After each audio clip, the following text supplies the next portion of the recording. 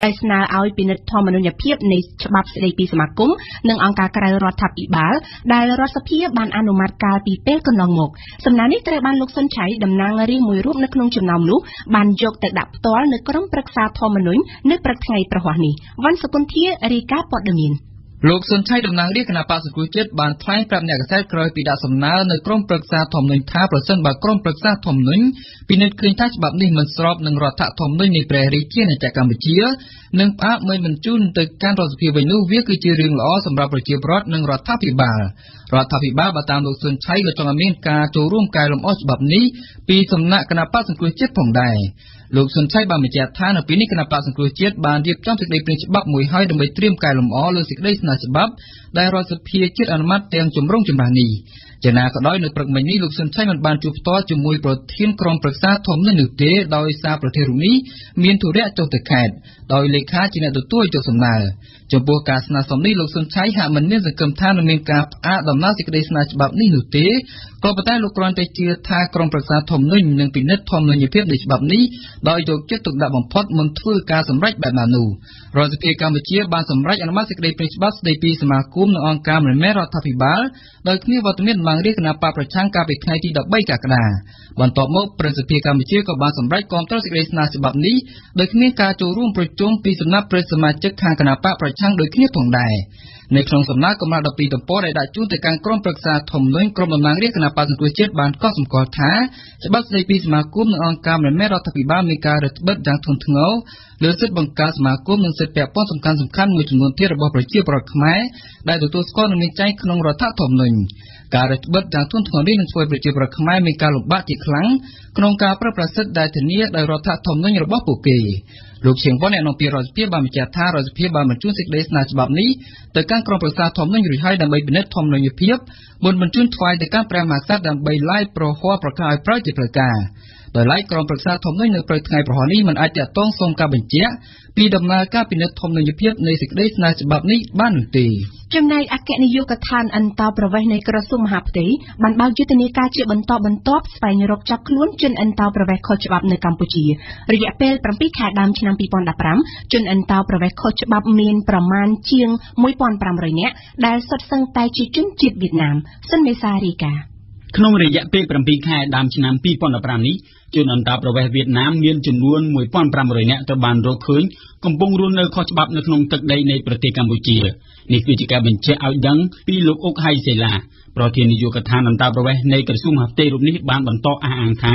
จนอันตาประเวแต่งนี้คือบานมกรุในโดยขฉบับโดยตามอาชีพกรรมเนียขนมประเทศกัมพูชีลูกอกไฮเซลาบานบรรโตทา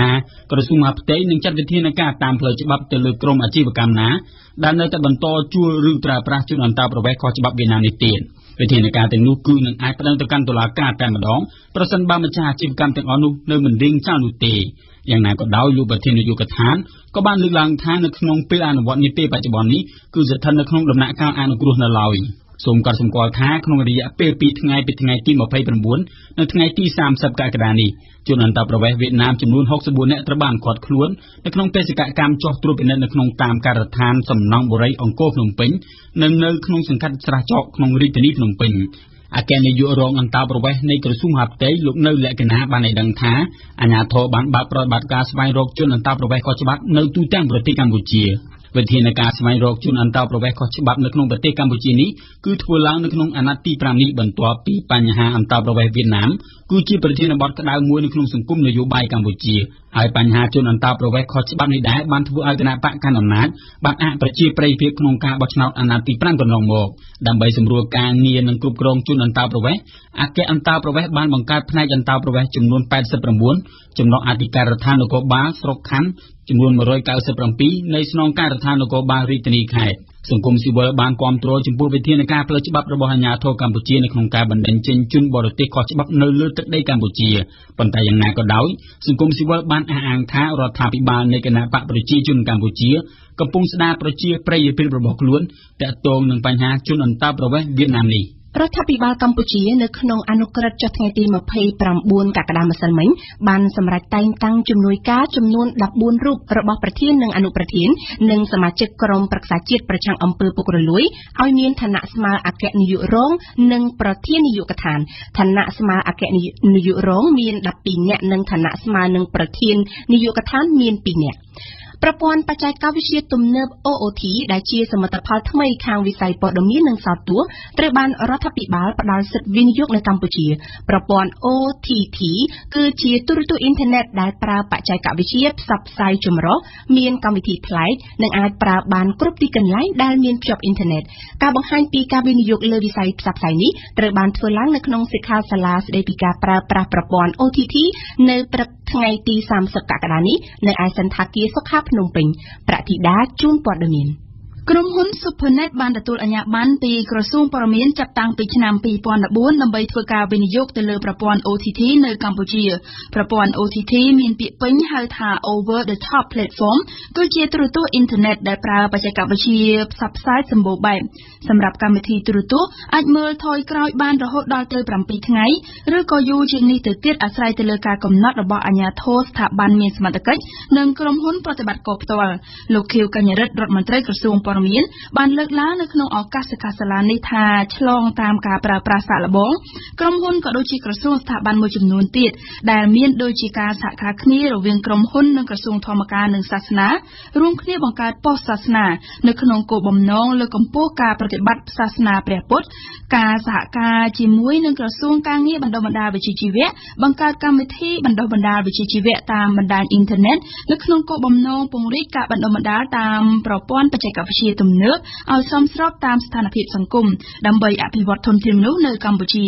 សូមបញ្ជាក់ថានៅពេលថ្មីៗនេះដែរក៏មានក្រុមហ៊ុនចិនមួយឈ្មោះថា Southeast Asia Telecom Co Ltd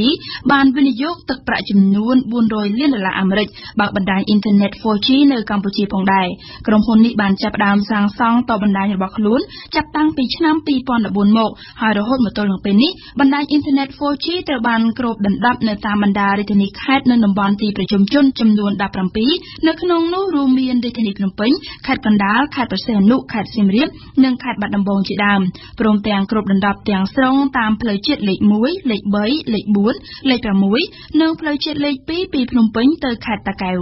ស្ត្រីខ្មែររងគ្រោះអាយុ24ឆ្នាំម្នាក់ដែលត្រូវមេខ្យល់នាំយកទៅរៀបការជាមួយនឹងបរិយាជនជាតិចិននៅខេត្តជៀងស៊ីងប្រទេសចិននិងវិលត្រឡប់មកប្រទេសកម្ពុជាវិញនៅរសៀលថ្ងៃទី30កក្កដានេះលទ្ធភាពដែលនារីរងគ្រោះរូបនេះអាចត្រឡប់មកកម្ពុជាវិញដោយសារតែមានការជួយអន្តរាគមន៍សង្គ្រោះពីសំណាក់ស្ថានអគ្គកុងស៊ុលខ្មែរប្រចាំទីក្រុងខ្វាងជូប្រទេសចិននេះបើតាមអ្នកនាំពាក្យក្រសួងការបរទេសកម្ពុជាក្រសួងមហាផ្ទៃក្រុងនឹងប្រើប្រាស់ទុនវិនិយោគចំនួន$30លានអាមេរិកដើម្បីបង្កើតប៉ុស្តិ៍ទូរទស្សន៍និងវិទ្យុនេះគឺជាការបញ្ជាក់ពីរដ្ឋមន្ត្រីក្រសួងមហាផ្ទៃលោកសខេងកាលពីថ្ងៃពុធម្សិលមិញលោកឧបនាយករដ្ឋមន្ត្រីបានបន្ថែមថាប៉ុស្តិ៍ដែលគ្រប់គ្រងដោយក្រសួងនេះគឺក្រុងនឹង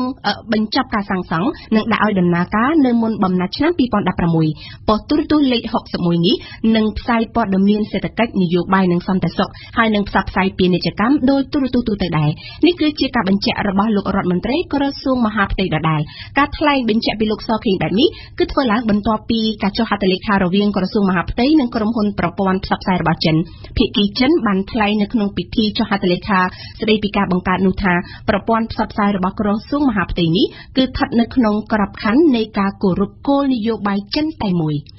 ចំណែកអ្នកនាំពាក្យអង្គភាពប្រតិកម្មរហ័សនៃទីស្តីការគណៈរដ្ឋមន្ត្រីកាលពីថ្ងៃពុធម្សិលមិញបានច្រានចោលការបកស្រាយរបស់អ្នកនាំពាក្យឧត្តមស្នងការសិទ្ធិមនុស្សនៃអង្គការសហប្រជាជាតិថាបានប្រឆាំងអំពីស្ថានភាពពិតនៅក្នុងប្រទេសកម្ពុជាជុំវិញដំណើរការអនុម័តច្បាប់ NGO និងការចាប់ឃុំខ្លួនសកម្មជនគណៈបកសង្គ្រោះជាតិការច្រានចោលពីរដ្ឋាភិបាលនេះគឺបន្ទាប់ពីឧត្តមស្នងការសហប្រជាជាតិទទួលបន្ទុកសិទ្ធិមនុស្សប្រចាំនៅកម្ពុជាបានចោទរដ្ឋាភិបាលបានជ្រៀតជ្រែកចូលផ្ទៃក្នុងប្រព័ន្ធយុតិធធម៌នៃតុលាការកម្ពុជាពាក់ព័ន្ធនឹងការចាប់ខ្លួនសកម្មជនគណៈបកប្រឆាំងចំនួន11នាក់ យើងផ្ដាំព័ត៌មានអន្តរជាតិវិញម្ដងនិយាយពីប្រទេសម៉ាឡេស៊ីនៅថ្ងៃពុធម្សិលមិញក្រុមប្រឹក្សាសន្តិសុខអង្គការសហប្រជាជាតិបានបន្តកិច្ចប្រជុំនិងអនុម័តគម្រោងសេចក្តីសម្រេចស្តីពីការបង្កើតសាលាក្តីពិសេសអង្គការសហប្រជាជាតិដើម្បីជំនុំជម្រះអ្នកដែលទទួលខុសត្រូវលើមហន្តរាយនៃយន្តហោះ MH17 របស់ក្រុមហ៊ុនអាកាសចរ Malaysia Airlines ដែលត្រូវបានគេបាញ់ធ្លាក់កាលពីថ្ងៃទី17ខែកក្កដាឆ្នាំ2014នៅភាគខាងកើតប្រទេសអ៊ុយក្រែនហើយសម្បត្តិជូនព័ត៌មានការបង្កើតតុលាការអន្តរជាតិមួយនេះមិនមែនត្រឹមតែជាការទាមទាររបស់ប្រទេសម៉ាឡេស៊ីប៉ុណ្ណោះទេប៉ុន្តែជាការទាមទារដោយប្រទេសហូឡង់អូស្ត្រាលីបែលហ្សិកនិងអ៊ុយក្រែនផងដែរប្រទេសទាំងនេះត្រូវបានគាំទ្រដោយទីក្រុងឡុងទីក្រុង Washington និងទីក្រុងប៉ារីសដែលបានចោទប្រកាន់ក្រុមឧទាមអ៊ុយក្រែនគាំទ្ររុស្ស៊ីនិងផ្គត់ផ្គង់ដោយរុស្ស៊ីថាបានបំផ្លាញយន្តហោះ MH17 នេះ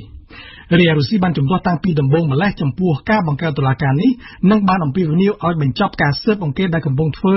លើការធ្លាក់យន្តហោះនេះជាមុនសិនហើយរុស្ស៊ីក៏បានស្នើទៅទីក្រុងញូវយ៉កនៅគម្រោងសេចក្តីសម្រេចថ្មីមួយផ្សេងទៀតដែលនៅក្នុងនោះមិនមាននិយាយពីការបង្កើតតុលាការនោះទេដោយគ្រាន់តែស្នើពន្យាការអង្កេតធ្វើឡើងដោយក្រុមប្រទេសចំនួន5មានហូឡង់អូស្ត្រាលីបែលហ្សិកម៉ាឡេស៊ីនិងអ៊ុយក្រែនតែប៉ុណ្ណោះគម្រោងសេចក្តីសម្រេចស្នើដោយទីក្រុងមូស្គូនេះទទួលបានការគាំទ្រពីប្រទេសវេណេស៊ុយឡានិងប្រទេសចិនហើយការព្យាយាមចរចាដើម្បីច្របាច់បញ្ចូលគ្នារវាងគម្រោងនេះនិងការបង្កើតសាលាក្តីពិសេសរហូតមកដល់ពេលនេះត្រូវបានបរាជ័យទន្ទឹមនឹងនោះការពីថ្ងៃពុធលោកនាយករដ្ឋមន្ត្រីប្រទេសហូឡង់លោក Mark Rutte បានព្យាយាមបញ្ចូលតាមខ្សែទូរស័ព្ទទៅលោកប្រធានាធិបតីរុស្ស៊ី Vladimir Putin ឲ្យទទួលយកការបង្កើតសាលាក្តីពិសេសអង្គការសហប្រជាជាតិនេះតែមិនបានសម្រេចក្នុងសេចក្តីថ្លែងការណ៍មួយរបស់វិមានក្រឹមឡាំងលោកពូទីនបានគូបញ្ជាក់ថាប្រទេសរុស្ស៊ីនៅតែបន្តជឿជាក់ថាការបង្កើតតុលាការមួយបែបនេះគឺមិនមែនជាវិធីដ៏ល្អបំផុតឆ្ពោះទៅមុខនោះទេទីបំផុតទៅកាលពីប្រមាណម៉ោងមុននេះការបោះឆ្នោតដោយក្រុមប្រឹក្សាសន្តិសុខបានប្រព្រឹត្តទៅដោយបានលទ្ធផល11សម្លេងគាំទ្រ3សម្លេងអនុប្រវត្តិនិង1សម្លេងប្រឆាំងរបស់រុស្ស៊ីដែលប្រាសិទ្ធវេតូរបស់ខ្លួនមិនឲ្យសេចក្តីសម្រេចនេះត្រូវបានអនុម័តគឺដូចជាអ្វីដែលលោកខាងលិចបានគិតទុកមុនរួចជាស្រេចគួររំលឹកថាសោកនាដកម្មជើងយន្តហោះ MH17 របស់ក្រុមហ៊ុនអាកាសចរ Malaysia Airlines កាលពីថ្ងៃទី17ខែកក្កដាឆ្នាំ2014កន្លងទៅនៅភាគខាងកើតប្រទេសអ៊ុយក្រែនបានសម្លាប់មនុស្សចំនួន298នាក់ដោយរួមទាំងសមាជិកអាកាសយានិកផងដែរហើយដែលក្នុងនោះអ្នកដំណើរភាគច្រើនមានសញ្ជាតិហូឡង់ប្រព័ន្ធផ្សព្វផ្សាយប្រទេសឡាវបាននិយាយកាលពីថ្ងៃពុធម្សិលមិញថាមានមនុស្ស20នាក់បាននឹងកំពុងបាត់ខ្លួនបន្ទាប់ពីឧទ្ធម្ភាគចក្រយោធាមួយគ្រឿងបានធ្លាក់នៅក្នុងប្រទេសឡាវដោយសារតែអាកាសធាតុអាក្រក់នៅក្នុងសប្តាហ៍នេះរដ្ឋមន្ត្រីការពារជាតិបាននិយាយថាគ្រោះថ្នាក់នេះបានកើតឡើងកាលពីថ្ងៃច័ន្ទខណៈដែលឧទ្ធម្ភាគចក្រនោះបានធ្វើដំណើរទៅកាន់ខេត្តដែលស្ថិតនៅក្នុងភាគខាងជើងនៃប្រទេសឡាវចំណែកប្រមុខបកប្រឆាំងភូមាលោកស្រីអ៊ុងសានស៊ូជីកាលពីថ្ងៃពុធទី29កក្កដាបានដាក់ជាផ្លូវការឯកភាពរបស់លោកស្រីសម្រាប់ការចូលរួមនៅក្នុងការបោះឆ្នោតតំណាងរាស្ត្រដែលប្រព្រឹត្តទៅនៅថ្ងៃទី8វិច្ឆិកាខាងមុខនៅថ្ងៃពុធដដែលគណៈបកកាន់អំណាចបានប្រកាសរួចហើយថាគណៈបកនឹងមិនអាចឈ្នះបានសម្លេងច្រើនដោយការបោះឆ្នោតឆ្នាំ2010នោះទេជាបុផាលំអិតព័ត៌មាននៅទីក្រុងរងគូនកាលពីថ្ងៃពុធអ្នកគាំទ្ររាប់រយនាក់របស់លោកស្រីអ៊ុងសានស៊ូជីបានលើកគ្នាទៅឈរចាំមើលលោកស្រីមេបកប្រឆាំងរូបនេះដាក់ពាក្យសុំធ្វើជាបេក្ខជនផ្លូវការសម្រាប់ការបោះឆ្នោតជាតិនៅថ្ងៃទី8វិច្ឆិកាខាងមុខលោកស្រីមេដឹកនាំបកប្រឆាំងមិនបានថ្លែងអ្វីជាសាធារណៈទេក៏ប៉ុន្តែអ្នកនាំពាក្យរបស់គណៈបកប្រឆាំងគណៈបកសម្ព័ន្ធជាតិដើម្បីប្រជាធិបតេយ្យបាននិយាយថាគ្រប់គ្នានៅក្នុងគណៈបកបានត្រៀមខ្លួនរួចហើយនឹងទន្ទឹងរង់ចាំតែយុទ្ធនាការឃោសនាបោះឆ្នោតចាប់ផ្ដើមតែប៉ុណ្ណោះគណៈបកប្រឆាំងរបស់លោកស្រីអ៊ុងសានស៊ូជីដែលទទួលបានការគាំទ្រច្រើនពីប្រជាជនភូមាត្រូវរំពឹងថានឹងទទួលបានសម្លេងច្រើននៅក្នុងការបោះឆ្នោតនាពេលខាងមុខគណៈបកសម្ព័ន្ធសាមគ្គីហើយនឹងអភិវឌ្ឍភូមាដែលជាគណៈបកកាន់អំណាចវិញបាននិយាយរួចហើយថាខ្លួននឹងមិនបានទទួលសម្លេងឆ្នោតច្រើនដោយការបោះឆ្នោតនៅឆ្នាំ2010ទេនៅថ្ងៃពុធថ្ងៃម្សិលមិញថ្ងៃដែលគណៈបកត្រូវចុះឈ្មោះបេក្ខជនរបស់ខ្លួនសម្រាប់ការបោះឆ្នោតនោះលោកមុងថេនអគ្គលេខាធិការគណៈបកកាន់អំណាចបាននិយាយទទួលស្គាល់ថាគណៈបករបស់លោកនឹងមិនសង្ឃឹមឈ្នះបានសម្លេងឆ្នោតច្រើនដូចមុនទេគឺមិនអាចទៅរួចទេនេះបើតាមការអះអាងរបស់លោកមុងថេនគណៈបកកណ្ដាលអំណាចទទួលស្គាល់សម្លេងឆ្នោតគាំទ្ររបស់ខ្លួនថយចុះវាកើតឡើងនៅចំពេលដែលទំនាក់ទំនងរវាងលោកស្វេម៉ាន់ប្រធានគណៈបកកណ្ដាលអំណាចហើយនឹងក្រុមយោធាភូមានោះកាន់តែធ្លាក់ចុះអាក្រក់ លោកស្រីម៉ាន់ជីអតីតបរិខ្លាំងទី3របស់របបសភូមានិងបច្ចុប្បន្នជាសមាជិកសភាលោកបានប្រកាសឈរឈ្មោះជាបេក្ខជនប្រធានាធិបតីមកពីគណៈបកកណ្ដាលអំណាចដើម្បីប្រគល់ប្រជែងជាមួយនឹងគណៈបកប្រឆាំងរបស់លោកស្រីអ៊ុងសានស៊ូជីក៏ប៉ុន្តែថ្មីនេះលោកបានចេញមុខប្រឆាំងទៅនឹងក្រុមយោធាក្រុមរបស់លោកដោយបានប្រកាសគាំទ្រជំហររបស់លោកស្រីមេបកប្រឆាំងដែលចង់ឲ្យមានកំណែទម្រង់រដ្ឋធម្មនុញ្ញលើកនេះរដ្ឋាភិបាលស៊ីវិលភូមាដែលកើតឡើងនៅក្រៅការរំលាយរបបសឹកបានសន្យាការបោះឆ្នោតសេរីនិងតម្លាភាពក៏ប៉ុន្តែការបែកបាក់ផ្ទៃក្នុងរវាងអតីតមេដឹកនាំយោធានៅក្នុងបកកណ្ដាលអំណាចហើយនិងក្រុមយោធាភូមានោះធ្វើឲ្យគេបារម្ភពីអនាគតថ្ងៃបោះឆ្នោតភូមានៅថ្ងៃទី8វិច្ឆិកាខាងមុខយើងងាកមកខាងប្រទេសឥណ្ឌាបំណែកយន្តហោះមួយត្រូវបានគេប្រទះឃើញនៅភាគខាងលិចនៃសមុទ្រឥណ្ឌាដែលគ្រប់គ្រងដោយបារាំងនៅថ្ងៃពុធម្សិលមិញដែលវាហាក់ដូចជាផ្នែកមួយនៃយន្តហោះ Boeing 777 មាន model ដូចនឹងជើងហោះហើរ Malaysia MH370 ដែលបានបាត់ស្រមោលសុនឈឹងកាលពីឆ្នាំ2014កន្លងទៅនេះបើយោងតាមប្រភពដែលស្និទ្ធនឹងក្រុមស៊ើបអង្កេតប្រភពបានបន្តថាបំណែកនោះគឺជាស្លាបយន្តហោះ Boeing 777ហើយពេលនេះសូម្បីតែម៉ាឡេស៊ីក៏បានបញ្ជូនក្រុមអ្នកជំនាញដើម្បីមកពិនិត្យពិច័យឲ្យបានច្បាស់ថាតើវាជាយន្តហោះរបស់ជើងហោះហើរ MH370 នោះឬក៏អត់គួររំលឹកជូនថាកាលពីថ្ងៃទី8មីនាឆ្នាំ2014កន្លងទៅយន្តហោះដឹកអ្នកដំណើរជើងហោះហើរ MH370 ដែលមានដឹកមនុស្ស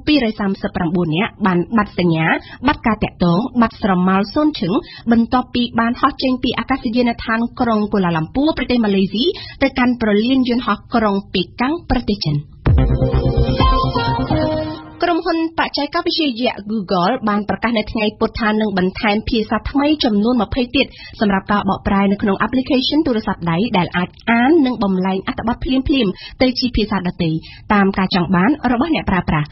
ក្រុមហ៊ុន Google បាននិយាយថា app នៅក្នុងទូរស័ព្ទដៃ smartphone ចាប់ពីបច្ចុប្បន្ននឹងអាចអានបាន27ភាសាហើយអាចបំលែងអត្ថបទដោយមិនចាំបាច់មានការភ្ជាប់អ៊ីនធឺណិតទេក្រុមហ៊ុននេះថែមទាំងបានបញ្ជាក់ថាគេនឹងធ្វើឲ្យភាសាបកប្រែកាន់តែលឿននិងរលូនជាងមុននៅក្នុងកម្មវិធី Translate App ដែលមានប្រយោជន៍នៅក្នុងការសម្រាយប្រាប់ពីសញ្ញា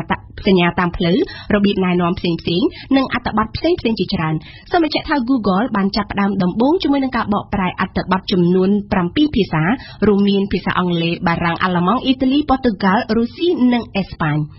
នាយករដ្ឋមន្ត្រីអ៊ីស្រាអែលលោក Benjamin Netanyahu នៅថ្ងៃពុធម្សិលមិញផងដែរបានយល់ព្រមទៅលើការសាងសង់ផ្ទះស្នាក់នៅចំនួន300នៅតំបន់កាន់កាប់ West Bank គណៈរដ្ឋាភិបាលរបស់លោកកំពុងតែស្ថិតនៅក្នុងក្រោមសម្ពាធពីក្រុមស្ដាមនិយមជីវិតភាគីប៉ាគីស្ថានបានប្រកាសថាគម្រោងសាងសង់នេះគឺជាឧក្រិដ្ឋកម្មសង្គ្រាមនិងចោទប្រកាន់ថាអ៊ីស្រាអែលកំពុងតែបំផ្លាញកិច្ចព្រមព្រៀងសន្តិភាពអង្គការសហប្រជាជាតិនិងសហភាពអឺរ៉ុបក៏បានប្រកាសថ្កោលទោសចំពោះការប្រកាសពីគម្រោងរបស់លោក Netanyahu ផងដែរ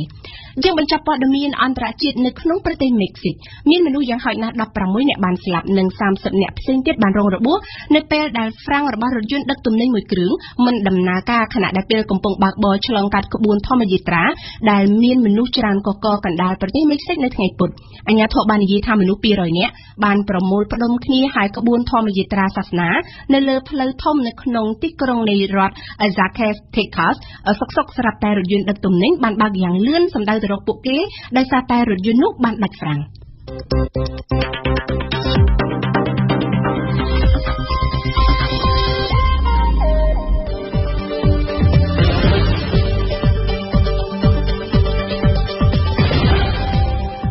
វិទ្យុបារាំង RFI ភ្នំពេញ92 MHz សៀមរាប92 MHz បាត់ដំបងក្រុងព្រះសីហនុនិងកំពង់ចាម 94.5 MHz លោកអ្នកនាងកំពុងស្ដាប់កម្មវិធីព័ត៌មានរបស់វិទ្យុបារាំងអន្តរជាតិ RFI ជាបន្តទៅទីនេះលោកអ្នកនាងនឹងបានស្ដាប់ដំបូងគឺជានីតិព្រឹត្តិការណ៍កម្ពុជាប្រចាំថ្ងៃសិនមេសាលើកឡើងថារដ្ឋាភិបាលនិងបកប្រឆាំងមើលឃើញទំហំបញ្ហាព្រំដែនរវាងកម្ពុជានិងវៀតណាមខុសគ្នាបន្ទាប់មកគឺជានីតិទស្សនៈព្រឹត្តិការណ៍កម្ពុជារបស់ញឹមសុផលនឹងវិភាគពីយុវជននឹងក្លាយជាទេវបុត្រដ៏គួរឲ្យស្រឡាញ់ជារៀងរហូតឬក៏ជាក្របីសម្រាប់ចម្លងភក់បន្ទាប់មកគឺជានីតិទស្សនៈព្រឹត្តិការណ៍ពិភពលោករៀបចំជូនដោយសេងឌីណាលើកឡើងពីតើពួកតាលីបង់ជានរណាទស្សនៈសារព័ត៌មាននៅថ្ងៃនេះរៀបចំជូនដោយវ៉ាន់សុគន្ធានិងនៅចុងបញ្ចប់នៃកម្មវិធីរបស់យើងគឺជានីតិខ្ញុំនិយាយពីភាសារបស់ឆៃហុកភេងព្រឹត្តិការណ៍កម្ពុជាប្រចាំថ្ងៃ លោកនាយករដ្ឋមន្ត្រីហ៊ុនសែនបានផ្ញើលិខិតឆ្លើយតបទៅកាន់ក្រុមតំណាងរាស្ត្រគណៈបក្សសង្គ្រោះជាតិទាំង12រូបដែលស្នើសុំឲ្យលោកលើកយកករណីបញ្ហាព្រំដែនជាមួយនឹងប្រទេសវៀតណាមទៅកាន់តុលាការយុត្តិធម៌អន្តរជាតិរដ្ឋាភិបាលអះអាងថានៅក្នុងចំនួនព្រំដែនបច្ចុប្បន្នជាមួយនឹងប្រទេសវៀតណាមនេះគឺមិនទាន់ដល់ពេលទៅកាន់តុលាការនោះទេប៉ុន្តែបកប្រឆាំងអះអាងថារដ្ឋាភិបាលគួរតែប្តឹងទៅកាន់តុលាការអន្តរជាតិពីព្រោះថាការចរចាទ្វេភាគីវៀតណាមតែងតែបង្ហាញជំហរតឹងរ៉ឹងនិងមិនសម្របសម្រួលនោះទេសូមស្ដាប់សេចក្តីរាយការណ៍របស់ស៊ុនមេសាចំពោះបញ្ហាព្រំដែនរវាងកម្ពុជានិងវៀតណាមរដ្ឋាភិបាលកម្ពុជានិងសមាជិកសភាគណៈបកប្រឆាំងបានមើលឃើញទំហំនៃបញ្ហាខុសៗគ្នាលោកស្រីកុយពិសីអនុប្រធានគណៈកម្មការព្រំដែនកម្ពុជាចំពោះពួកខ្ញុំអ្នកធ្វើព្រំដែនយើងគិតថាដូចវាមិនទាន់ដំណាក់កាលអីដែលយើងត្រូវទៅ ICJ ព្រោះយើងកំពុងតែធ្វើការជាមួយគ្នាបើទោះជាការងារវាមិនចេញទៅបានដូចយើងចង់បានក្តីក៏វាទៅអង្គើណាបានបន្តិចទៅយើងទៅបន្តិចពីព្រោះការចរចាយើងក៏មានបទពិសោធន៍ច្រើនណាស់យើងមើលប្រទេសជិតខាងមួយចំនួនដែលគាត់ធ្វើដូចជាវៀតណាមចិនគេធ្វើរាប់ឆ្នាំហើយទៅវៀតណាមនឹងឡើយទៅតែចាប់ឆ្នាំទៅទេហើយឡើយគេអត់មានសង្គ្រាមដូចយើងហើយរាប់ឆ្នាំហើយប្រទេសគេសន្តិភាពហើយចិនក៏អញ្ចឹងដែរអញ្ចឹងតើពេលវេលាយូរហើយយើងក៏អត់បានឃើញចិននិងវៀតណាមទៅតុលាការ ICJ ចាត់វៀតណាមនឹងឡើយទៅ ICJ ដែរគឺគេព្យាយាមចរចាដោះស្រាយជាមួយគ្នាទៅជាពេលសមរម្យបំផុតដែលរដ្ឋាភិបាលត្រូវតែប្តឹងទៅតុលាការយុត្តិធម៌អន្តរជាតិ ICJ គាត់គួរតែប្តឹងទៅពេលនេះព្រោះយើងឃើញកន្លងមកកំណត់ការទូតរបស់ក្រសួងការបរទេសប្រមាណដល់ពេលនេះអត់មានការឆ្លើយតបមួយទេហើយយួននៅតែរំលោភមកលើបូរណភាពទឹកដីកម្ពុជាដែលបរិយាទៅលោកស្រះ3ហ្នឹងក៏អត់ស្រះ5ទៀតយើងទាមទារឲ្យលោកក៏អត់ណាការធ្វើផ្លូវហ្នឹងអាចមានប៉ុន្តែទៅធ្វើតំបន់ផ្សេងទៅធ្វើផ្លូវនៅស្រុកកំពង់ត្រាយខេត្តកំពតថ្មីនេះហើយចំណាយខេត្តតាកែវទៅមើលតំបន់ភ្នំតាន់ខេត្តតាកែវហ្នឹងក៏យួនទៅធ្វើផ្លូវទៀតដែរដល់ស្វាយរៀងហ្នឹងអត់ពី3មានប៉ុន្តែទៅធ្វើក្បែរហ្នឹងដែរណានេះគឺជាការលើកឡើងរបស់លោកអ៊ុំសំអានតំណាងរាជគណៈបកសង្គ្រោះជាតិតំណាងរាជគណៈបកប្រឆាំងរូបនេះបានអះអាងថាការដែលគណៈបកប្រឆាំងជំរុញឲ្យរដ្ឋាភិបាលដាក់សំណើទៅកាន់តុលាការយុត្តិធម៌អន្តរជាតិនេះគឺមកពីកម្ពុជាបានបង្ហាញចំហទន់ជ្រាយជាមួយនឹងប្រទេសវៀតណាមយើងឃើញថារដ្ឋាភិបាលមានចំហពីរផ្សេងគ្នាជាមួយថៃគាត់មានចំហរឿងតឹងប៉ុន្តែជាមួយវៀតណាមហាក់ដូចជាទន់ជ្រាយហាក់ដូចជាមិនសូវជាហ៊ានតតាំងជាមួយថៃហើយជាមួយថៃកន្លងមកតតាំងរហូតដល់មានការផ្ទុះអាវុធទៀតប៉ុន្តែជាមួយវៀតណាមសូម្បីតែតវ៉ាតាមរយៈប្រឹងទៅតុលាការយុត្តិធម៌អន្តរជាតិហ្នឹងដោយរដ្ឋាភិបាលប្រឹងភាសាតែវិជាជាមួយថៃទៅ ICJ អញ្ចឹងតុលាការយុត្តិធម៌អន្តរជាតិហ្នឹងអត់ហ៊ានប្រឹងហ្នឹងណាអាហ្នឹងជាការបញ្ជាក់ថាហាក់គាត់មានជំហរហាក់ដូចជាទន់ជ្រាយពេកហាក់ដូចជាមិនរឹងប៉ឹងជាមួយវៀតណាមហ្នឹងយើងឃើញខុសគ្នាអញ្ចឹងណាលោកផៃស៊ីផានអ្នកនាំពាក្យទីស្តីការគណៈរដ្ឋមន្ត្រីបានអះអាងថាកម្ពុជាបានប្រកាន់គោលជំហរទន់ភ្លន់ប៉ុន្តែមើងម៉ាត់ជាមួយនឹងប្រទេសវៀតណាមស្ដីពីបញ្ហាព្រំដែនអ្នកដែលនិយាយថាយើងទន់ភ្លន់ខ្ញុំទទួលកំតែយើងមើងម៉ាត់ក្នុងការងារទៅតាមសមាជិកជាតិនៃក្នុងអន្តរជាតិមិនមែនយើងជាអ្នកច្រងងឆ្ងាយក៏ទៅជាដំណាក់កាលមួយដែលយើងមិនចង់ទៅទេបើសិនជាវាអត់ទាន់មានសារៈសំខាន់ដែលទីនេះភាសាយើងទី1ភាសាយើងនៅតែមានតំណែងដំណងល្អយើងនិយាយគ្នាបានជាបច្ចេកពិសេសអាចចំនួនក្នុងក្រោយនេះតែបានលទ្ធផលច្រើនយើងមិនបាច់នាំគ្នាពីកលគ្នាទៅខាតពេលខាតវេលាអ្នកនាំពាក្យរូបនេះបានបន្ថែមថាកម្ពុជានៅពេលនេះមិនទាន់មានទំនាស់ព្រំដែនដែលតម្រូវឲ្យឡើងដល់តុលាការអន្តរជាតិនោះទេហើយយើងមើលទំនាស់យើងជាមួយពីជាមួយនឹងវៀតណាមពីជាមួយវៀតណាមជាមួយនឹងប្រទេសចិនទឹកទំនាស់អតិថិភាពប៉ុន្តែកម្ពុជាអត់មានទំនាស់អតិថិភាពទេប្រកាសគាត់ធ្វើពីឆ្លើយព្រំដែនមួយពិតប្រាកដទាំងសងខាងទាំងអស់គ្នាហើយគឺបញ្ចប់ចោលទឹកវិទ្យារបស់ប្រជាពលរដ្ឋឲ្យលើករស់នៅតាមព្រំដែនតែតើនឹងសំណើរបស់គណៈបកប្រឆាំងស្នើប្តឹងវៀតណាមទៅកាន់តុលាការយុត្តិធម៌អន្តរជាតិនោះលោកនាយករដ្ឋមន្ត្រីបានឆ្លើយតបទៅកាន់តំណាងរាជគណៈបក្សសង្គ្រោះជាតិថារដ្ឋាភិបាលរបស់លោកមិនដែលប្រងើយកន្តើយចំពោះបញ្ហាព្រំដែនដែលបានកើតឡើងនោះទេសម្រាប់លោកនាយករដ្ឋមន្ត្រីក្នុងឋានៈដែលកម្ពុជាជារដ្ឋអធិបតេយ្យភាពកម្ពុជាបានប្រកាន់គោលជំហរស្មើភាពនិងសិទ្ធិស្មើគ្នានៅក្នុងគោលដៅប្រែក្លាយព្រំដែននៅលើផែនទីជាមួយប្រទេសវៀតណាមឲ្យក្លាយទៅជាបង្គោលព្រំដែននៅលើដីជាក់ស្ដែងប៉ុន្តែគណៈបកប្រឆាំងនៅតែលើកឡើងថារដ្ឋាភិបាលកម្ពុជាមិនអាចចរចាស្មើភាពជាមួយនឹងប្រទេសវៀតណាមបានទេគណៈបកប្រឆាំងបានលើកតលហីកថា វៀតណាមមិនដែលគោរពតាមការសម្រេចរបស់ប្រទេសទាំងពីរនោះទេព្រោះថាការសម្រេចឲ្យលុបស្រះនៅក្នុងខេត្តរតនគិរីកន្លងមកវៀតណាមមិនបានធ្វើនោះឡើយលោកអ៊ុំសំអានមើលការចរចាវារដ្ឋាភិបាលយើងកន្លងមកជាមួយនឹងវៀតណាមហាក់ដូចជាមិនមានជាក្នុងនាមរដ្ឋាភិបាលមួយដែលជាការស្មើភាពគ្នាទេព្រោះហាក់ដូចរដ្ឋាភិបាលហាក់ដូចជាយើងត្រង់ទៅគឺថាដូចខ្លាចវៀតណាមយើងឃើញកន្លងមកកំណត់ការទូតរបស់ក្រសួងការបរទេសប្រមាណដល់ពេលនេះអត់មានការឆ្លើយតបមួយទេតែយួននៅតែរំលោភមកលើបូរណជាតិប្រទេសកម្ពុជាដែលបរិយាទៅលុបស្រះ3ហ្នឹងក៏អត់ស្រះ5ទៀតយើងទៀមទាឲ្យលុបក៏អត់ណាការធ្វើផ្លូវហ្នឹងមានប៉ុន្តែទៅធ្វើតំបន់ផ្សេងធ្វើផ្លូវនៅស្រុកកំពង់ត្រាយខេត្តកំពតថ្មីនេះហើយចង្វាយខេត្តតាកែវទៅមើលតំបន់ភ្នំដិនខេត្តតាកែវហ្នឹងក៏យួនទៅធ្វើផ្លូវទៀតដែរដល់ស្វាយរៀងហ្នឹងអត់203មានប៉ុន្តែទៅធ្វើក្បែរហ្នឹងដែរណាប៉ុន្តែលោកស្រីកុយពិសីបានបដិសេធកាលណាយើងចរចាគេមិនដែលមកសម្បទានដីឲ្យយើងទេហើយយើងក៏គ្មានសម្បទានដីឲ្យគេដែរសូម្បីតែមកចង្អាមឬមកទឹកហ្នឹងក៏យើងត្រូវគិតគូរទាញគ្នាទៅវិញទៅមកចឹងហើយធ្វើឲ្យការងារយើងហ្នឹងវាអត់ដំណើរការទៅមុខណាធ្វើការគិតផលប្រយោជន៍ជាតិយើងធ្វើការដូចជាខាងយើងកម្ពុជាចឹងយើងត្រូវរកតេលហុកអីដើម្បីការពារផលប្រយោជន៍ខ្មែរហើយគេវៀតណាមក៏គេត្រូវរកមូលដ្ឋានច្បាប់ផងគេដើម្បីការពារផលប្រយោជន៍ជាតិដែរអញ្ចឹងអាការពាររៀងគ្នារកផលប្រយោជន៍ឲ្យជាតិខ្លួនឯងរៀងគ្នាហ្នឹងវាធ្វើឲ្យការងារយើងវារាំងស្ទះទោះបីពេលខ្លះយើងដឹងថាហ្នឹងខ្សែព្រំដែននៅហ្នឹងដីហ្នឹងត្រូវជារបស់វៀតណាមពេលខ្លះវៀតណាមថាដឹងថាដីហ្នឹងក៏ជារបស់ខ្មែរប៉ុន្តែក៏គេអត់ព្រមឲ្យរឿងហ្នឹងវាចេញហើយយើងក៏មិនព្រមឲ្យគេចេញអញ្ចឹងវាទាញទៅទាញមកអញ្ចឹងបានថាយើងទាំងអស់គ្នាដែលអ្នកធ្វើការព្រំដែនហ្នឹងគឺធ្វើការម៉ត់ចាប់ប្រឹងប្រែងណា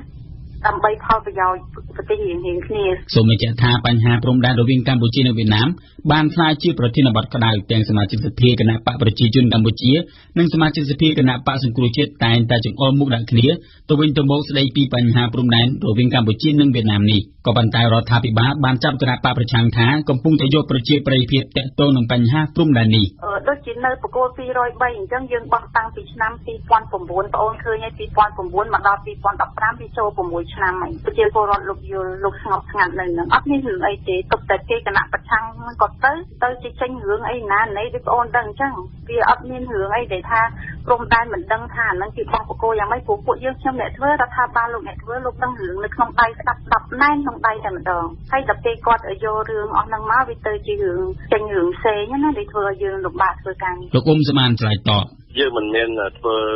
ដើម្បីគេចំណេញនយោបាយដើម្បីគណៈបកសង្គ្រោះជាតិទេយើងធ្វើនេះគឺដើម្បីខ្មែរទាំងអស់មិនមានទឹកដីហ្នឹងមិនមានសម្រាប់គណៈបកសង្គ្រោះជាតិគណៈបកប្រជាជនទេសម្រាប់ខ្មែរទាំងអស់គ្នាហើយរដ្ឋាភិបាលក៏ទទួលស្គាល់ដែរកន្លងមកបើមិនសិនគាត់មិនទទួលស្គាល់គាត់ថ្ងៃគាត់សរសេរកំណត់ទូទៅខាងភាគីវៀតណាមគាត់ជាមានការចូលចឹងមានការរំលោភចូលមកទឹកដីកម្ពុជាមានគាត់ជាមានការរំលោភទៅលើកិច្ចព្រមព្រៀងឆ្នាំ1995មានតែជីស្រះដែលធ្វើផ្លូវហ្នឹងសាងសង់ពុយទេហ្នឹងរដ្ឋាភិបាលក៏ទទួលស្គាល់ដែរមូលហេតុហ្នឹងហើយបានជាយើងទាមទារឲ្យរដ្ឋាភិបាលដោះស្រាយបញ្ហាព្រំដែនហ្នឹងដោយប្រើយន្តការអន្តរជាតិយើងមិនមានចេះតែចោទប្រកាន់រដ្ឋាភិបាលថាអត់ដល់ការពារទឹកដីយួនអត់បាន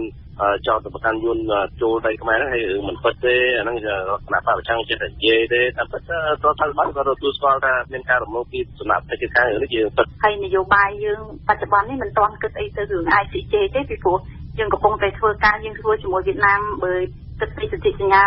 បំពេញបន្ថែមរហូតមកដល់ឥឡូវយើងគិតថាទុកតែ10ឆ្នាំទេអញ្ចឹងយើងមានពេលវេលាធ្វើការតទៅទៀតព្រោះគេខ្លះគេធ្វើដល់ទៅ30-40ឆ្នាំគេអត់ទាន់ចប់ផងហើយយើងប្រញាប់ទៅណាយើងអាចធ្វើបានខ្ញុំសង្ឃឹមថាយើងអាចដំណើរការទៅមុខបាននៅពេលខាងមុខណាកម្មវិធីនេះសហការឧបត្ថម្ភដោយធនាគារអេស៊ីរីដាប្រជាធនាគារដែលលោកអ្នកជឿទុកចិត្តបម្រើសេវាកម្មរហ័សប្រកបដោយសុវត្ថិភាពនិងតម្លាភាពដែលខេត្តអ៊ីតាលីម៉ាវីគ្រឹះនៃអនាគតដ៏រឹងមាំផាកាហ្វេជាភោជនីយដ្ឋានបម្រើអាហារគ្មានជាតិប៊ីចេងដំបូងគេនិងជាកន្លែងបង្កើនមិត្តភាពសហគ្រិនភាពដៃគូពាណិជ្ជកម្មរបស់លោកអ្នកសាកលវិទ្យាល័យឯកទេសនៃកម្ពុជា CUS សិក្សាដើម្បីសមត្ថភាពវិជ្ជាជីវៈសិក្សាដើម្បីបុគ្គលិកលក្ខណៈសម្បត្តិល្អប្រពៃសិក្សានៅ CUS ទេសនាព្រឹត្តិការណ៍កម្ពុជា គណៈបកនយោបាយចាប់ផ្ដើមលើកស្ទួយនិងបង្កើនឥទ្ធិពលយុវជនខណៈពេលដែលការបោះឆ្នោតសំខាន់ចំនួន2នឹងឈានចូលមកដល់នៅក្នុងរយៈពេល2ទៅ3ឆ្នាំខាងមុខជាទូទៅក្រមយុវជនត្រូវគណៈបកនីមួយៗជំរុញឲ្យធ្វើសកម្មភាពនៅក្នុងរូបភាពផ្សេងៗគ្នានៅក្នុងសង្គមដូចជាសកម្មភាពមនុស្សធម៌សកម្មភាពការពារធម្មជាតិនិងការរំលោភច្បាប់ជាដើមជាការកាត់សម្គាល់គណៈបកនយោបាយនានាបានចាត់ទុកថាយុវជនជាទំពាំងត្រូវស្នងនិងត្រូវយកចិត្តទុកដាក់លើពួកគេជាពិសេសខុសពីពេលមុនដែលអត្តន័យរបស់យុវជនគ្រាន់តែនៅជាឃ្លាសុភាសិតប៉ុណ្ណោះសូមស្ដាប់បទវិភាគរបស់ញឹមសុផលចាប់តាំងពីមានការបោះឆ្នោតជ្រើសតាំងតំណាងរាស្ត្រអាណត្តិទី5កាលពីខែកក្កដាឆ្នាំ2013កន្លងទៅយុវជនត្រូវគេមើលឃើញថាជាប្រភេទមនុស្សដែលមានតម្លៃជាងគេបំផុតនៅក្នុងសង្គមនយោបាយប្រទេសកម្ពុជាសកម្មភាពយុវជនបាននាំមកនៅការចាប់អារម្មណ៍ពីគ្រប់គណៈបកនយោបាយកាលពីមុនគេតែងនិយាយដូចគ្នាថាយុវជនជាទំពាំងស្នងឫស្សីតែគ្រាន់តែនិយាយចោលប៉ុណ្ណោះមិនឃើញមានសកម្មភាពលេចធ្លោណាមួយដែលបង្ហាញពីការយកចិត្តទុកដាក់ជាទូទៅដល់យុវជនទេប៉ុន្មានទសវត្សរ៍កន្លងទៅយុវជនត្រូវគេប្រឡែងក្នុងសង្គមឲ្យហាលរៀងខ្លួនគ្មានកោះគ្មានត្រើយភាគច្រើនប្រឹងប្រែងខ្លួនឯងទៅតាមសមាអាជីវោ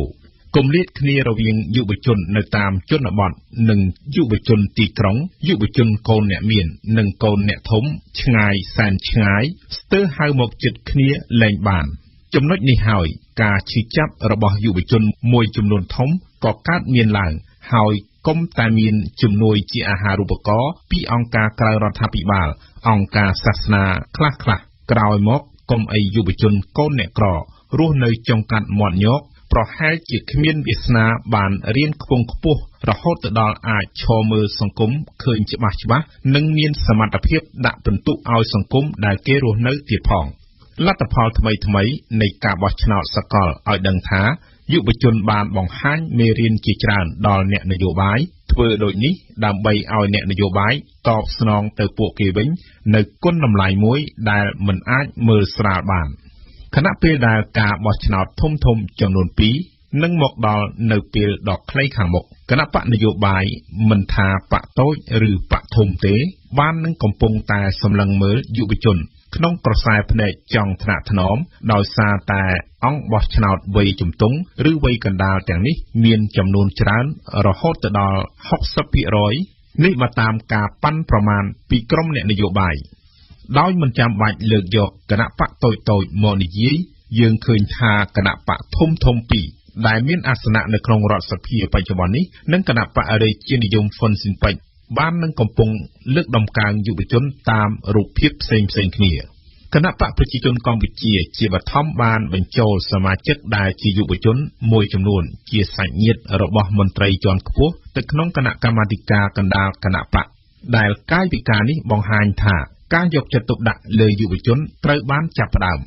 លើសពីនេះក្រមយុវជនគណៈបកកណ្ដាលអំណាចត្រូវបានជំរុញឲ្យធ្វើសកម្មភាពជាពួកជាក្រុមគ្របដណ្ដប់ទៅលើវិស័យជាច្រើនក្នុងនោះវិស័យអប់រំនិងអាហារូបករណ៍ជាអាទិភាពការធ្វើសកម្មភាពសង្គមត្រូវបានបង្កើនឡើងកាន់តែខ្លាំងដូចជាការបង្ហាញខ្លួនតាមរយៈព្រឹត្តិការណ៍អង្គរសង្ក្រាន្តការចុះជួយនិងព្យាបាលជំងឺដល់ជនក្រីក្រការចែកអំណោយដល់ជនពិការចាស់ជរាគ្មានទីពឹងជាដើមរីឯគណៈបកប្រឆាំងវិញយុវជនភាគច្រើនបានធ្វើសកម្មភាពជួយគណៈបកប្រកបដោយឆន្ទៈការឈឺចាប់របស់ពួកគេពីអតីតកាលដែលពួកគេយល់ថាមិនមានសមភាពនៅក្នុងសង្គមនោះបានคล้ายទៅជាចលករសម្រាប់ធ្វើអ្វីដែលយុវជនខ្លួនឯងនិងប្រជាពលរដ្ឋទូទៅយល់ថាមានប្រយោជន៍ដល់សង្គម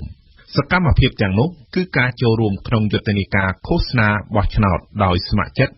ការជឿឆ្អាលពីបញ្ហាសង្គមធនធានធម្មជាតិបរិស្ថាននិងទំនាស់ដីធ្លីជាដើមយុវជនទាំងអស់នេះបានធ្វើសកម្មភាពដោយផ្ទាល់ហើយបង្ហោះលទ្ធផលរបស់ពួកគេតាមបណ្ដាញសង្គមដែលលទ្ធផលនេះ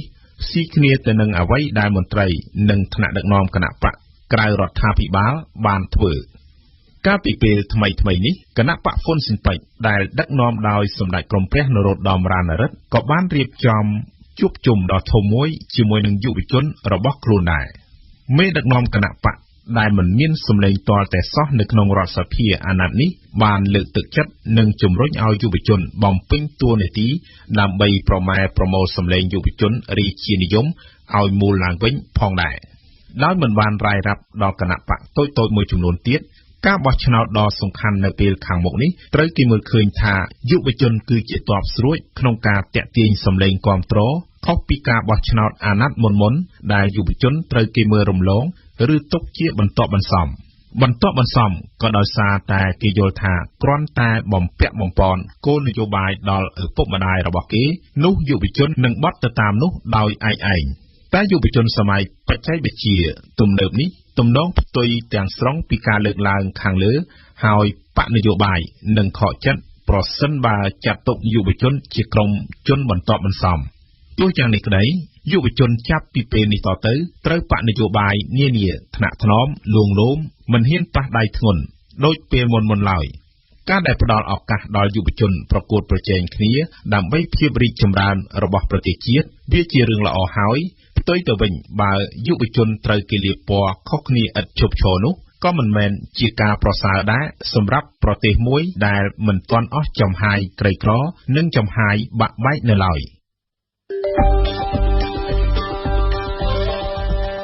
ស្ដាប់កម្មវិធីព័ត៌មានរបស់វិទ្យុបារាំង RFI ពេលព្រឹកពីម៉ោង 7 ដល់ម៉ោង 8 និងពីម៉ោង 10 កន្លះដល់ម៉ោង 11 ថ្ងៃរសៀលពីម៉ោង 1 ដល់ម៉ោង 2 និងពីម៉ោង 4 កន្លះដល់ម៉ោង 5 និងពេលយប់ពីម៉ោង 7 ដល់ម៉ោង 8 ស្ដាប់វិទ្យុបារាំង RFI ពិភពលោកស្ថិតក្នុងដៃរបស់លោកអ្នក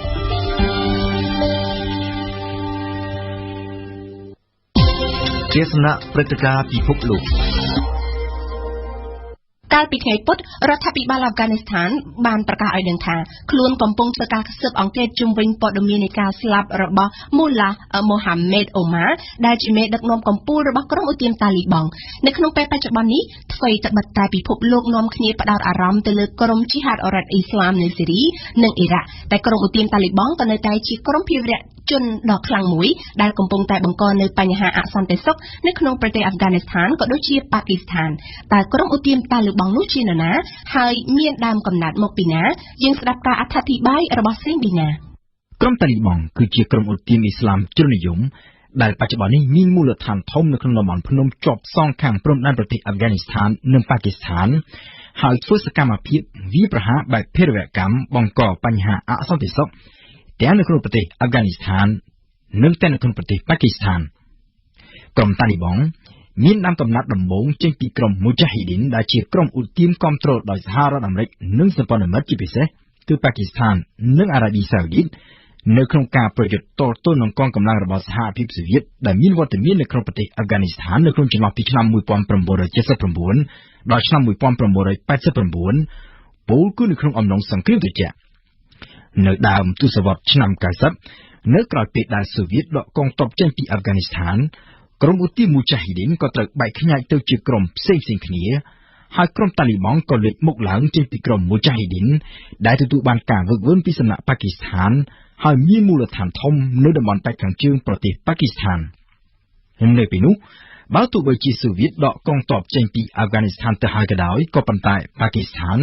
នៅតែបន្តជួយក្រុមតាលីបង់ដោយសម្ងាត់ដោយផ្ដល់គ្រឿងសព្វាវុធនិងការវឹកវើតាមរយៈទីភ្នាក់ងារចារកិច្ចប៉ាគីស្ថានគោលដៅរបស់ប៉ាគីស្ថាននៅពេលនោះគឺចង់យកពួកតាលីបង់ធ្វើជាកូនជើងដើម្បីគ្រប់គ្រងប្រទេសអាហ្វហ្គានីស្ថានបន្តពីសហភាពសូវៀតនៅឆ្នាំ1994ដោយទទួលបានការវឹកវើពីសំណាក់ទីភ្នាក់ងារចារកិច្ចប៉ាគីស្ថាននិងជំនួយផ្នែកហិរញ្ញវត្ថុពីសំណាក់អារ៉ាប៊ីសាអូឌីតព្រមទាំងឆ្លៀតនៅក្នុងឱកាសដែលអាហ្វហ្គានីស្ថានកំពុងស្ថិតនៅក្នុងភាពអនាធិបតេយ្យដោយរដ្ឋាភិបាលក្រុងកាប៊ូលក៏មិនអាចគ្រប់គ្រងប្រទេសបានពេញដៃពេញជើងចំណែកឯអតីតក្រុមឧទាមមូចាហ៊ីឌីនក៏កំពុងតែប្រកាសប្រចាក់គ្នាឯងក្រុមឧទាមតាលីបង់ក៏បានក្លាយទៅជាកម្លាំងឧទាមដ៏ធំមួយដែលបានច្បាំងពង្រីកទឹកដីកាន់តែធំពីមួយថ្ងៃទៅមួយថ្ងៃរហូតឈានទៅវាយដណ្ដើមកាន់កាប់រដ្ឋធានីកាប៊ូលនៅឆ្នាំ1996ក៏ប៉ុន្តែរដ្ឋាភិបាលតាលីបង់មិនត្រូវបានសហគមន៍អន្តរជាតិទទួលស្គាល់នោះទេហើយប៉ាគីស្ថានគឺជាប្រទេសមួយនៅក្នុងចំណោមប្រទេសតែ3គត់ដែលទទួលស្គាល់រដ្ឋាភិបាលតាលីបង់ថាជារដ្ឋាភិបាលស្របច្បាប់នៅអាហ្វហ្គានីស្ថានប្រទេសពីរទៀតដែលទទួលស្គាល់រដ្ឋាភិបាលតាលីបង់គឺអារ៉ាប៊ីសាអូឌីតនិងប្រទេសអារ៉ាប់រួមក៏ប៉ុន្តែ បើទោះបីជាមានការទទួលស្គាល់ដោយប្រទេសតែ3ក៏ដោយពួកតាលីបង់នៅតែអាចបន្តកាន់អំណាចបានជាង10ឆ្នាំដោយបានអនុវត្តច្បាប់អ៊ីស្លាមយ៉ាងតឹងរ៉ឹងបំផុតនៅក្នុងប្រទេសអាហ្វហ្គានីស្ថានទង្វើរបស់រដ្ឋាភិបាលតាលីបង់ដែលនាំឲ្យសហគមន៍អន្តរជាតិកោតទោសខ្លាំងក្លាបំផុតនោះគឺការវាយកំទេចពុទ្ធរូបដ៏ធំចំនួន2កាលពីដើមឆ្នាំ2001ពុទ្ធរូបដែលមានកម្ពស់ពី38ម៉ែត្រទៅ53ម៉ែត្រនិងដែលមានចំណាស់រាប់ពាន់ឆ្នាំចំណុចដែលគួរឲ្យកត់សម្គាល់មួយទៀតគឺទំនាក់ទំនងដ៏ជិតស្និទ្ធរវាងពួកតាលីបង់និងអូសាម៉ាប៊ីនឡាដិនមានដឹកនាំក្រុមភេរវជនអន្តរជាតិអាល់កៃដានៅក្នុងអំឡុងពេលដែលពួកតាលីបង់កាន់អំណាចទឹកដីអាហ្វហ្គានីស្ថានត្រូវបានពួកអាល់កៃដាយកមកធ្វើជាទីជម្រកកន្លែងវឹកហាត់និងរៀបចំផែនការវាយប្រហារនៅបរទេសហើយដូច្នេះហើយបានជានៅក្រៅពីមានការវាយប្រហារភេរវកម្មនៅថ្ងៃទី11ខែកញ្ញាឆ្នាំ2001សហរដ្ឋអាមេរិកនិងអង្គការអូតុងក៏បានលើកទ័ពចូលឈ្លានពានអាហ្វហ្គានីស្ថានហើយផ្ដួលរំលំរដ្ឋាភិបាលតាលីបង់ក្រោយពីត្រូវបណ្តេញចេញពីអំណាចពួកតាលីបង់ក៏បានរត់ទៅសង្ងំលាក់ខ្លួននៅក្នុងតំបន់ភ្នំហើយរៀបចំពង្រឹងកម្លាំងឡើងវិញដើម្បីប្រយុទ្ធប្រឆាំងនឹងកងទ័ពជាតិអាហ្វហ្គានីស្ថានក៏ដូចជាកងកម្លាំងអន្តរជាតិដែលឈរជើងនៅក្នុងទឹកដីអាហ្វហ្គានីស្ថាននៅក្នុងពេលបច្ចុប្បន្ននេះជាង10ឆ្នាំក្រោយពីកងទ័ពអាមេរិកចូលឈ្លានពាននិងកាន់កាប់ប្រទេសអាហ្វហ្គានីស្ថានក្រុមឧទាមតាលីបង់នៅតែអាចបន្តធ្វើព្យុះធ្វើភ្លៀងបង្កបញ្ហាអសន្តិសុខនៅស្ទើរតែពាសពេញទឹកដីអាហ្វហ្គានីស្ថានហើយសូម្បីតែប៉ាគីស្ថានដែលធ្លាប់ជាអ្នកជួយវឹកវើនិងជួយជ្រោមជ្រែងការពីមុននោះក៏ត្រូវពួកតាលីបង់ធ្វើការវាយប្រហារជាញឹកញាប់ដែរហើយជាទូទៅរាល់សកម្មភាពវាយប្រហារនៅក្នុងទឹកដីប៉ាគីស្ថានតែងតែត្រូវបានក្រុមតាលីបង់អះអាងថាគឺជាការសងសឹកទៅនឹងរដ្ឋាភិបាលក្រុងអ៊ីស្លាមាបាតដែលសហការជាមួយនឹងសហរដ្ឋអាមេរិកក្នុងការវាយប្រហារទៅលើទីតាំងរបស់ពួកគេបច្ចុប្បន្ននេះនៅពេលដែលអាមេរិកដកកងទ័ពចេញពីប្រទេសអាហ្វហ្គានីស្ថានអ្នកជំនាញជាច្រើនយល់ថាការចរចាជាមួយនឹងពួកឧទាមតាលីបង់វាគឺជាផ្លូវដែលមិនអាចជៀសរួចដើម្បីឆ្ពោះទៅស្វែងរកដំណោះស្រាយសន្តិភាពនៅអាហ្វហ្គានីស្ថានក៏ដូចជានៅប៉ាគីស្ថាន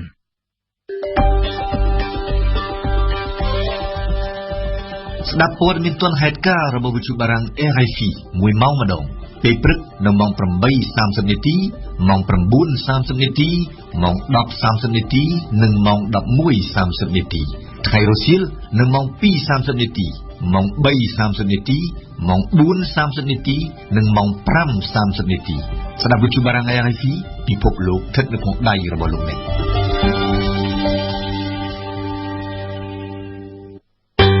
ទេសនាសារព័ត៌មានទេសនាសារព័ត៌មាននៅថ្ងៃនេះរៀបចំជូនដោយវ៉ាន់សុគន្ធាសូមអញ្ជើញស្ដាប់ដូចតទៅកាសែតកសនភាពនៅថ្ងៃប្រហ័ននេះបានចាប់អារម្មណ៍ខ្លាំងលើរឿងបដិសេធសំណើបកប្រឆាំងប្រមុខរាជរដ្ឋាភិបាលច្រានចោលការប្តឹងទៅតុលាការអន្តរជាតិប្រឆាំងវៀតណាមកាសែតបានសរសេរថាបន្ទាប់ពីតំណាងរាជគណៈបក្សសង្គ្រោះជាតិស្នើសុំរដ្ឋាភិបាល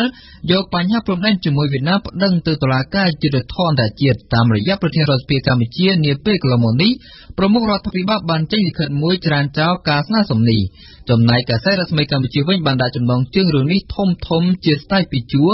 នៅផ្នែកខាងស្ដាំនៃកំពង់មុខរបស់ខ្លួនថាសម្ដេចតេជោមិនយល់ស្របនឹងសំណើប្តឹងទៅតុលាការយុត្តិធម៌អន្តរជាតិរឿងព្រំដែនជាមួយវៀតណាមកាសែតកម្ពុជាថ្មីក៏មិនទៅណាឆ្ងាយពីប្រធានរឿងព្រំដែននេះផងដែរកាសែតបានឡើងចំណងជើងពណ៌ខៀវនៅផ្នែកខាងឆ្វេងនៃទំព័រមុខរបស់ខ្លួនដែលថាសម្ដេចតេជោហ៊ុនសែនបដិសេធសំណើប្តឹងទៅ ICJ លើបញ្ហាព្រំដែនកម្ពុជាវៀតណាមខុសពីកាសែតកសនភាពនិងរស្មីកម្ពុជាថ្មីបានលម្អសាច់រឿងរបស់ខ្លួនដោយរូបភាពលោកនាយករដ្ឋមន្ត្រីហ៊ុនសែនកំពុងអង្គុយមានប្រសាសន៍ទៅមន្ត្រីរដ្ឋាភិបាលបើតាមកម្ពុជាថ្មីប្រមុខរដ្ឋាភិបាលកម្ពុជាបានបញ្ជាក់នៅក្នុងលិខិតទៅប្រធានរដ្ឋសភាកាលពីថ្ងៃទី28កក្កដាថាបញ្ហាព្រំដែនរដ្ឋាភិបាលទុកឲ្យគណៈកម្មការព្រំដែននិងក្រសួងការបរទេសដោះស្រាយយ៉ាងណាក៏ដោយប្រធានរឿងព្រំដែននេះមិនស្ថិតនៅលើទំព័រមុខរបស់កាសែតភ្នំពេញប៉ុស្តិ៍ផ្សាយជាភាសាខ្មែរនោះឡើយផ្ទុយទៅវិញរឿងធំរបស់កាសែតនេះគឺក្រសួងការពារជាតិបានបញ្ជាក់ថាសម្ព័ន្ធភាពយោធានិងឯកជនគឺជាគម្រោងជោគជ័យ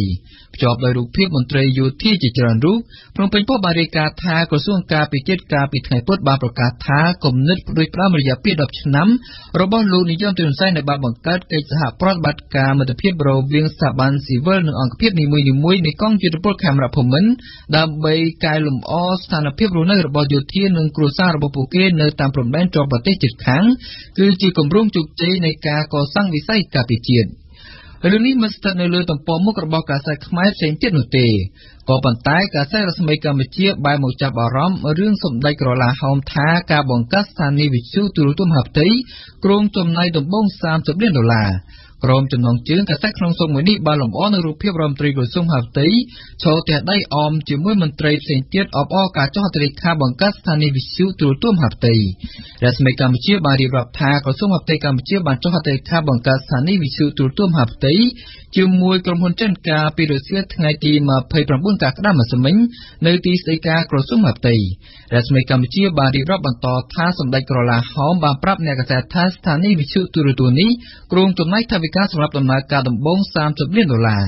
កាសែតភ្នំពេញប៉ុស្តិ៍ក៏បានលើកយករឿងនេះមកដាក់លើទំព័រមុខរបស់ខ្លួនផងដែរគ្រាន់តែមិនមានរូបភាពលម្អតែប៉ុណ្ណោះដោយដាក់ចំណងជើងថាក្រសួងមហាផ្ទៃបង្កើតវិទ្យុនិងទូរទស្សន៍ភ្នំពេញប៉ុស្តិ៍បានរាយការណ៍ថាគោលបំណងនៃការបង្កើតនេះគឺដើម្បីបង្កើនការផ្សព្វផ្សាយព័ត៌មានហើយវិទ្យុនិងទូរទស្សន៍នេះគ្រោងនឹងផ្សាយសាកល្បងនៅដើមឆ្នាំ2016ស្របពេលគ្នានឹងផែនការផ្សាយទូរទស្សន៍របស់គណៈបក្សសង្គ្រោះជាតិដោយឡែកកាសែតកម្ពុជាថ្មីនិងកសនភាពបានចាប់អារម្មណ៍លើរឿងនេះទេសម្រាប់ទំព័រមុខរបស់ខ្លួននៅថ្ងៃនេះប៉ុន្តែកសនភាពបានបន្តចាប់អារម្មណ៍រឿងឈុកបណ្ឌិតបានក្លាយជាតួឯកកំពុងគិតខ្លួនគណៈសុកប៊ុនក្លាហានចូលខ្លួនមកទោកសនភាពបានឡើងចំណងជើងរឿងនេះធំនៅផ្នែកខាងលើបំផុតនៃទំព័រមុខរបស់ខ្លួនរីឯសាច់រឿងដាក់នៅទំព័រខាងក្នុងកាសែតនេះបានអត្ថាធិប្បាយដោយផ្អែកតាម website របស់អគ្គស្នងការនគរបាលជាតិថាពេលនេះនគរបាលកំពុងបន្តយ៉ាងសកម្មក្នុងការស្វែងរកចាប់ខ្លួនទណ្ឌិតឈុកបណ្ឌិតអតីតភិបាលក្រុងបាវិតខេត្តស្វាយរៀងពាក់ព័ន្ធនឹងការបាញ់ប្រហារលើកម្មការិនី3នាក់ឲ្យមានរបួសបើតាមកសនភាពដដែលករណីលោកឈុកបណ្ឌិតនេះបានអូសបន្លាយជាង3ឆ្នាំមកហើយដែលធ្វើឲ្យមានការស្ដីបន្ទោសដល់សមាជិកពីនិន្នាការនានាខណៈដែលរឿងក្តីលោកអញ្ញាសុកប៊ុននិងកញ្ញាសាសាត្រូវបានដោះស្រាយតែក្នុងរយៈពេល1សប្តាហ៍ប៉ុណ្ណោះដោយឡែកកាសែតកម្ពុជាថ្មីនិងរស្មីកម្ពុជាមិនបានយករឿងនេះជាសំខាន់ទេសម្រាប់ទំព័រមុខរបស់ខ្លួន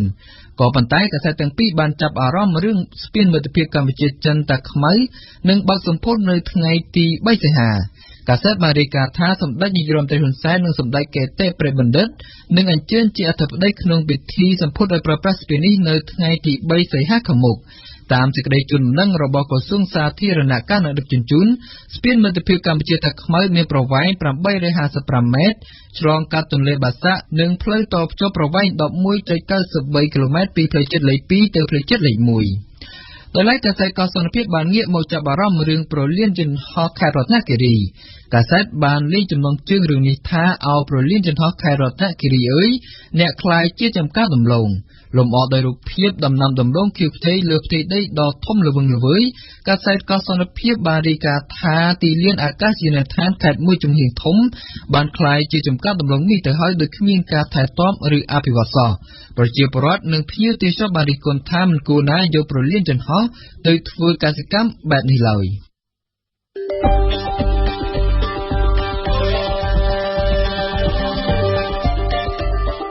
ព័ត៌មានលឿនរហ័សច្បាស់លាស់និងស៊ីជម្រៅវិទ្យុបារាំង RFI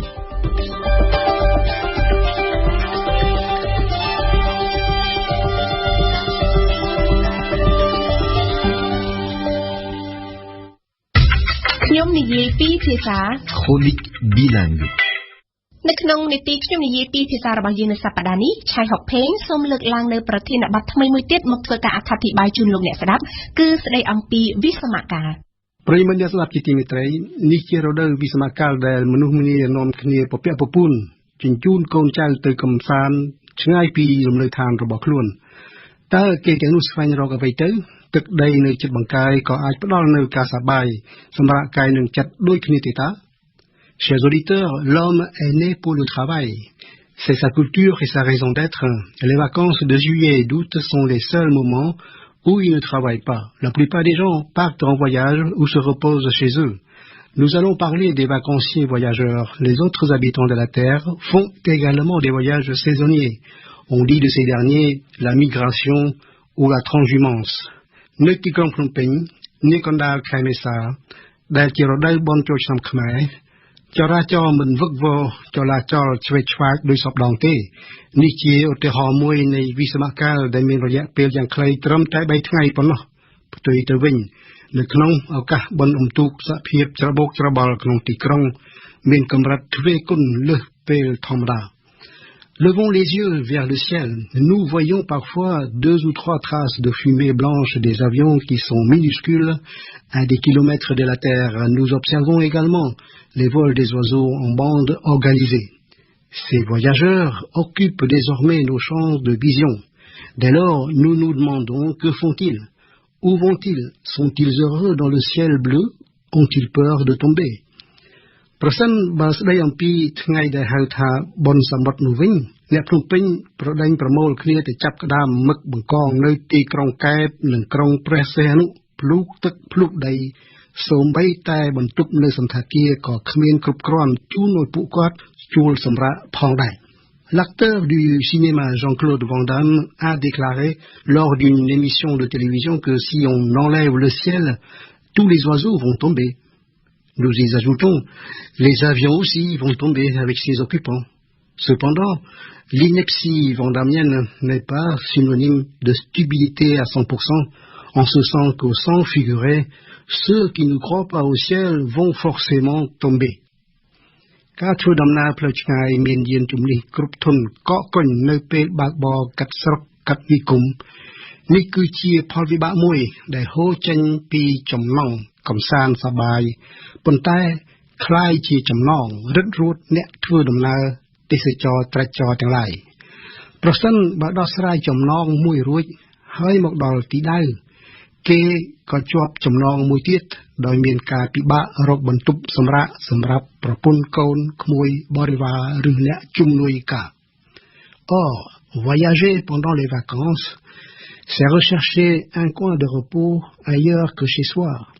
Si les humains ont besoin de voyager, les animaux ont besoin eux aussi de changer de cadre de vie. Dès lors,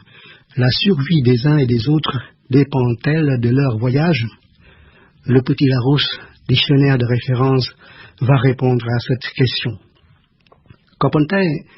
ខ្ញុំមិនបំផ្លាស់ថាការសប្បាយខ្លាចជាទុក្ខនោះទេខ្ញុំគ្រាន់តែកត់សម្គាល់ថាបណ្ដាជនដែលធ្លាក់ក្នុងចំណងទាំងឡាយខាងដើមនេះប្រៀបដូចពីងពីងទម្លាក់ខ្លួនចុះកាន់សំណាញ់ដែលធ្វើហើយដោយខ្លួនឯងនោះអីចឹង La migration est le déplacement saisonnier de populations entières de certaines espèces animales entre 2 zones géographiques distinctes. La transhumance, quant à elle, est le déplacement saisonnier d'un troupeau en vue de rejoindre une zone où il pourra se nourrir, ou le déplacement des ruches d'un lieu à l'autre pour suivre la floraison. La vacance pour les humains est la période légale d'arrêt de travail des salariés. Ces définitions tirées du Petit Larousse montrent un clivage notable entre les activités humaines et animales. ការសម្រាកអំពីការងារមិនបានសេចក្តីថាមនុស្សអស់កង្វល់នោះឡើយប្រហែលជាដូច្នេះហើយទើបយើងនៅមានស្មារតីរឹងប៉ឹងជានិច្ចមិនភ្លេចមុខភ្លេចក្រោយដោយហេតុថានៅពេលវិស្មកាលក្តីនៅពេលប្រកបអាជីពជារៀងរាល់ថ្ងៃក្តីយើងប្រើខួរក្បាលរបស់យើងជាប្រក្រតីសូម្បីតែរកបន្ទប់ដេកក៏ត្រូវគិតដែរ Nous observons à travers ces définitions le travail en continu chez les abeilles comme chez les oiseaux et les animaux. En revanche, quand l'homme voyage, c'est qu'il a arrêté de travailler. Mais il touche quand même son salaire grâce aux congés payés. En conséquence,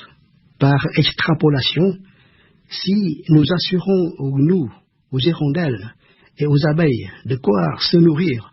ils vont peut-être s'arrêter de travailler, c'est-à-dire de voyager, migration et transhumance. សូម្បីតែអ្នកស្វែងកាត់កិលេសឬអ្នកសម្រួមក្នុងសិលក៏កំពុងតែបំពេញចំណងរបស់ខ្លួនដោយធ្លាក់ក្នុងចំណង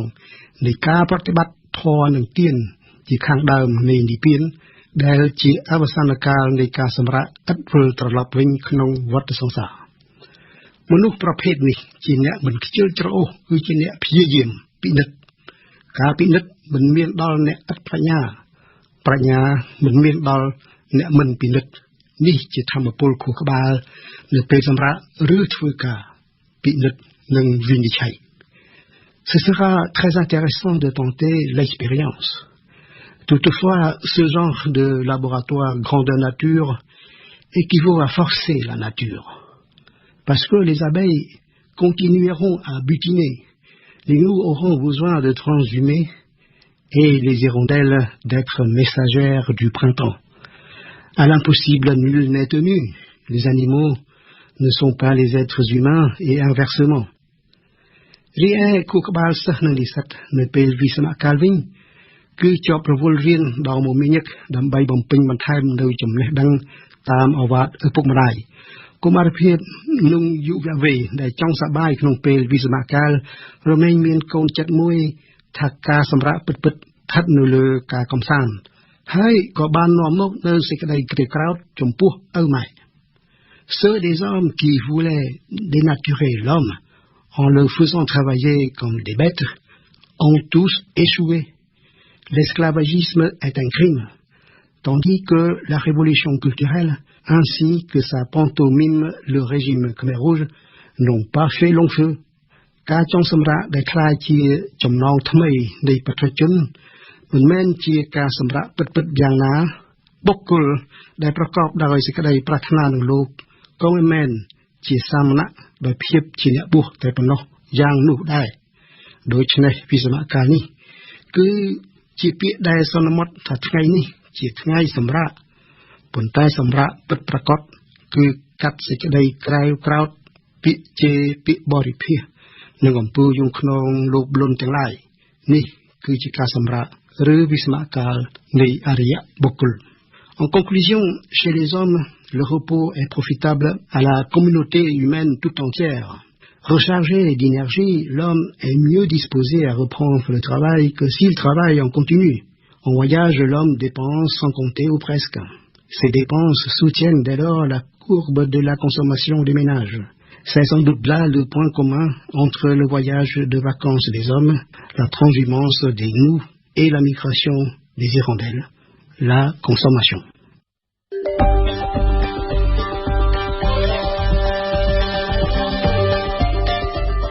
ព័ត៌មានទាំងនេះអាចអានឬស្ដាប់ឡើងវិញនៅក្នុងគេហទំព័ររបស់យើង www.khmer.rfi.fr